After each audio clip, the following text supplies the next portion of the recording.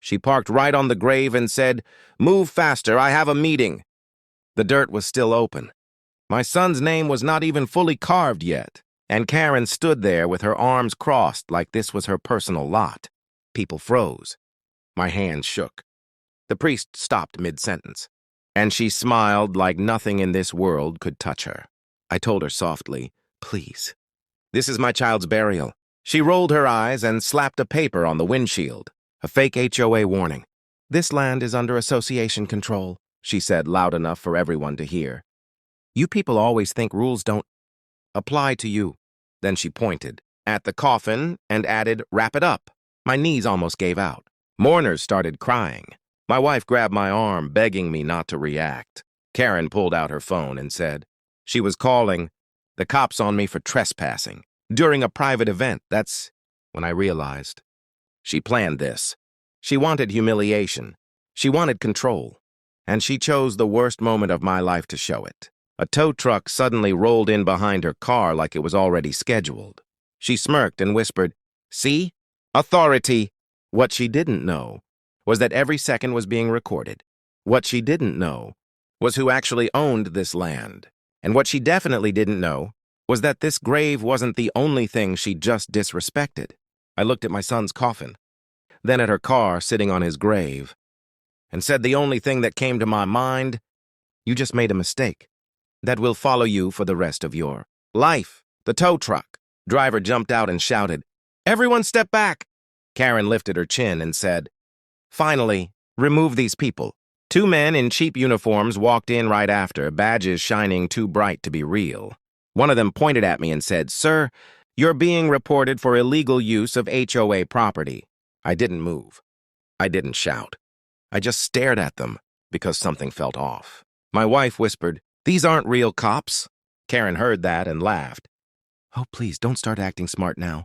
Your kind always says that when you're caught." One of the fake officers grabbed my arm in front of my son's coffin. My mother screamed. Someone dropped flowers on the ground. Karen folded her arms again and said, "Good, arrest him. Maybe now he'll learn respect." They tried to pull me away from the grave. That's when I calmly said, "Before you touch me again, you might want to check who called the real police." The man froze for half a second. Just a blink. But I saw fear flash in his eyes. Karen scoffed. "Stop bluffing. You're nobody." At that exact moment, church bells stopped ringing. And in the distance, sirens began to rise. Karen's smile slowly faded. Because this time, those sirens weren't hers. The sirens got louder, closer, not rushed, not messy, calm and controlled. The fake cops looked at each other. One of them whispered, "This wasn't part of the plan."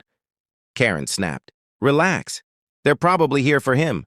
She pointed at me like she already owned the ending. 3 real patrol cars pulled in.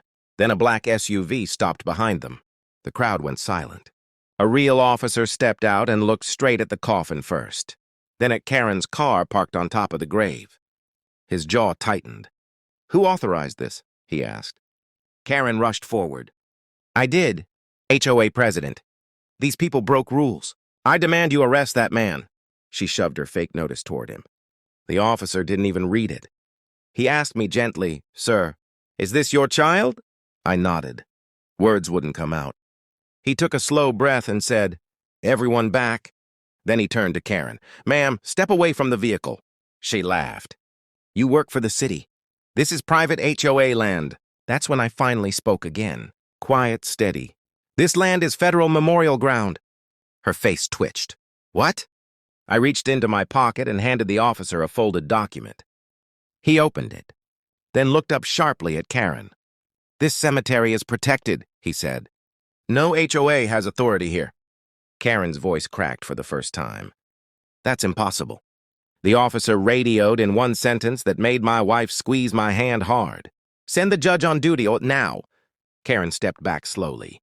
For the first time, she realized she wasn't in charge anymore. Karen started shaking her head. No, this is wrong. Someone lied to you." She tried to laugh it off, but her voice kept breaking. The officer turned his tablet toward her. "This land was granted under a fallen service family protection order." The crowd gasped. She snapped back. "So what? It's still land. My HOA controls the neighborhood. That's when the black SUV door opened. A man stepped out in a dark suit. No rush, no noise. Everyone felt it. The air changed. He walked straight past Karen like she didn't exist and stopped in front of me. "I'm sorry for your loss," he said quietly. Then he looked at the coffin and placed his hand over his heart. Karen exploded. "Hey, you can't ignore me. I'm the HOA president." The man finally turned. "Ma'am," he said, "I'm the county judge." Her mouth opened. Nothing came out. He pointed at the car sitting on the grave. "Who told you that you could park here?" She stuttered. I thought—" He cut her off. "Thought doesn't replace law." Then he looked at the fake officers. "And you two, impersonating police at a burial?" Both men tried to run. They didn't make it 3 steps. Karen screamed, "This is harassment! I'll sue everyone." The judge leaned closer to her and said words people would never forget. "You didn't disrespect a family today. You desecrated a grave." Her legs nearly gave out. Karen started crying now, loud and messy.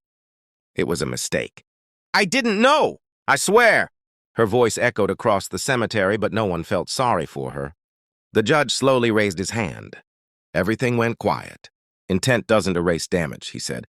He nodded toward the grave. The officers carefully moved Karen's car back. The tire marks were still there, right across the fresh soil. My wife turned away. She couldn't look. The judge asked me softly, "Sir, did your son serve?" I swallowed hard.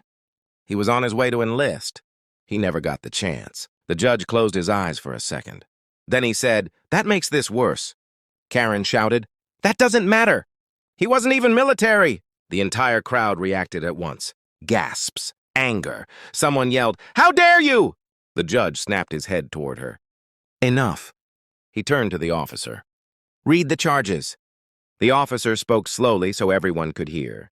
Desecration of a burial, cite, trespassing, fraud, impersonation of law enforcement, false reporting. Karen fell to her knees. "Please, I have a family. I'm a good person."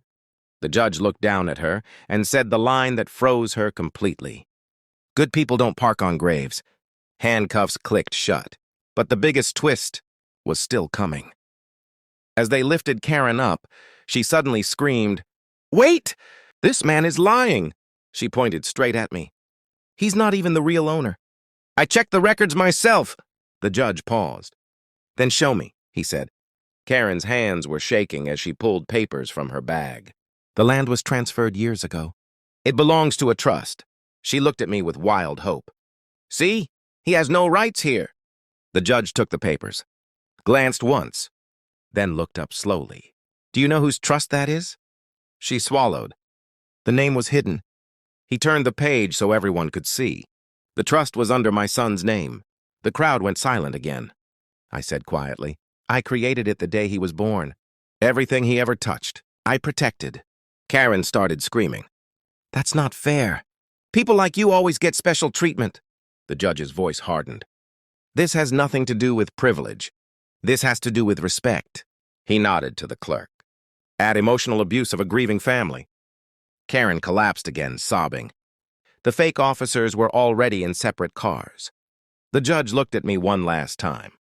"You didn't ask for power today," he said. "You only asked to bury your son in peace." Then he turned back to Karen. "And for what you did here," he paused, "you will face the maximum sentence." Her scream echoed as they pulled her away. The court was held right there in the cemetery. The silence felt heavy, like even the wind didn't want to move. The judge closed the file and said, "This is not just a legal case.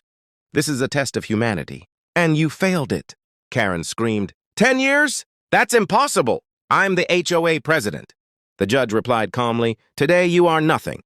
As police took her away, she turned back and yelled at me, "You ruined my life!" For the first time, I looked straight at her and said, "No, you did this yourself when you stood on my son's grave." The judge read the final order. Desecration of a grave, fake authority, public humiliation, false accusations, 10 years in prison, no mercy. When the cuffs locked, Karen's voice broke. The woman who thought she owned everyone was now powerless in front of all. When the police cars left, the judge walked toward me. He said quietly, Your son received justice today. I looked at the grave. The soil was still fresh, but for the first time, my chest felt light. I whispered the only line that mattered. Some places are protected not by power, but by respect. The crowd slowly began to leave, but I stayed there. Just me, my wife, and my son's grave. The flags beside the headstone moved gently in the wind. I knelt down and pressed my hand to the soil. I'm sorry I couldn't protect you from the world, I whispered. But I promise I didn't let them disrespect you. My wife stood behind me holding back tears. She said, he would be proud of you. A veteran in uniform walked up quietly. He saluted the grave. Then another did the same. Then another. No one planned it. It just happened.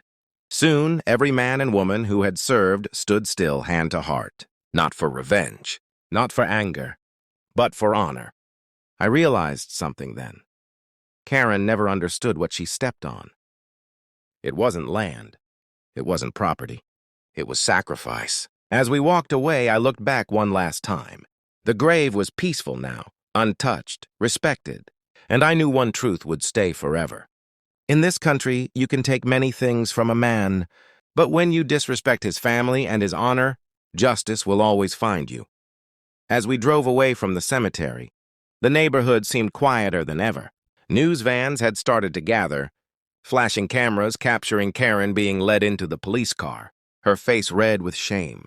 The local news anchor's voice came over the radio. HOA president sentenced to 10 years for desecrating a grave. Community calls it a shocking moment of justice. I glanced at my wife. They'll remember this for a long time. She nodded. They'll remember what happens when someone crosses the line against family, honor, and the law. Back home, I opened a drawer and took out my son's old uniform. I held it close, feeling every stitch, every patch, every memory, I whispered. You may not have finished your journey, son, but today your name is untouchable. Outside, the American flag flapped in the wind. I stood there for a moment looking at it, feeling something deeper than pride. It wasn't about revenge. It wasn't about power. It was about justice, family, and freedom, the very values this country was built on. And in that moment, I knew one thing clearly. No one, not even the most entitled person, can ever take away what truly belongs to the heart. The camera pans up to the sky as the sun sets behind the flag, golden light washing over the grave. A silent promise that justice, respect, and honor will always prevail.